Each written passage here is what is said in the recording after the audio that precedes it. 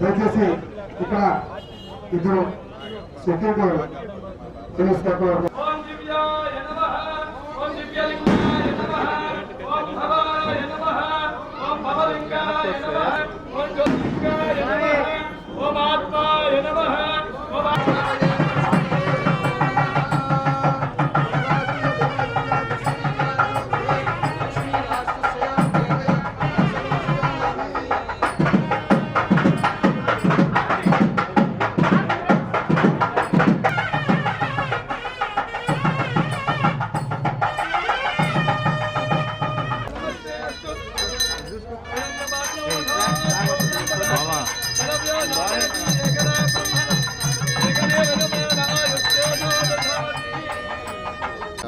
చాలా సంతోషంగా ఉంది.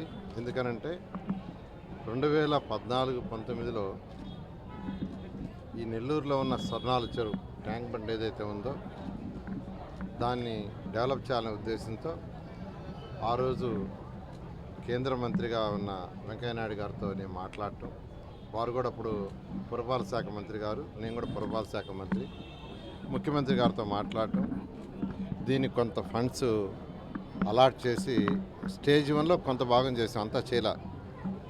ఈ యొక్క ట్యాంక్ బండ్ మొత్తం అంతకుముందు చాలా భయంకరంగా ఉండేది, చెట్లతోనూ దాంట్లోనూ అక్కడే టాయిలెట్స్ అంతా ఉండేది. అటువంటిది కంప్లీట్గా చేసి కొంత రోడ్డు వేసాము, ఘాటు కట్టాము, ఇలా కొన్ని చేసాం. అయితే ఇంకా కొన్ని కార్యక్రమాలు చేయాల్సి ఉంటుంది.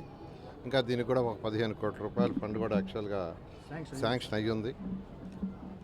అయితే ఇప్పుడు లోటు బడ్జెట్ కాదు, ఆల్మోస్ట్ ఖజానా ఖాళీ వల్ల వెంటనే ఈ ఫండ్స్ ఇవ్వలేకపోతుంది ప్రభుత్వం. కానీ త్వరలో ఆ ఫండ్స్ తీసుకొస్తాం ఖచ్చితంగా.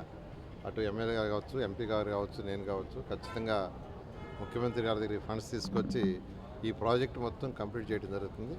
అయితే ఈ నేపథ్యంలో ఇక్కడ ఏదైతే శివలింగం ఉందో ఆ శివలింగాన్ని మొత్తం, ఆ టెంపుల్ని మొత్తం పునరుద్ధరించడం, అది చేసే కార్యక్రమాన్ని స్వర్ణభారతి ట్రస్ట్ యొక్క సభ్యులు, వారి యొక్క దాని ట్రస్ట్ మెంబర్సు, మరియు మీరు దాంట్లో ప్రెసిడెంట్ మేనేజింగ్ ట్రస్టీ దీపా గారు స్పెషల్గా దీని మీద ఫోకస్ చేసి ఈరోజు ఇంత చక్కగా దీన్ని తీర్చిదిద్ది టెంపుల్ని ఈరోజు ఇక్కడ కళావాహన అష్టబంధన సహిత మహాకుంభాక్షని ఏర్పాటు చేశారు.